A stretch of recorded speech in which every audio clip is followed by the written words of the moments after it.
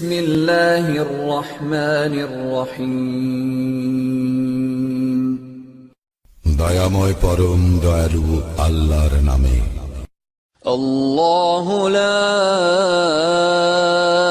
ইলাহা ইল্লা হুয়াল হাইয়ুল কাইয়্যুম।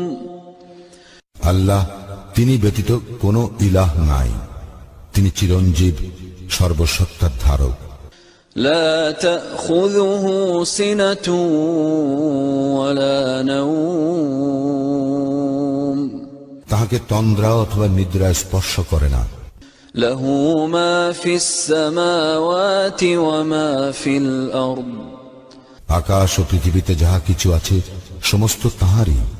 মান যাল্লাযী ইয়াশফা'উ ইনদাহু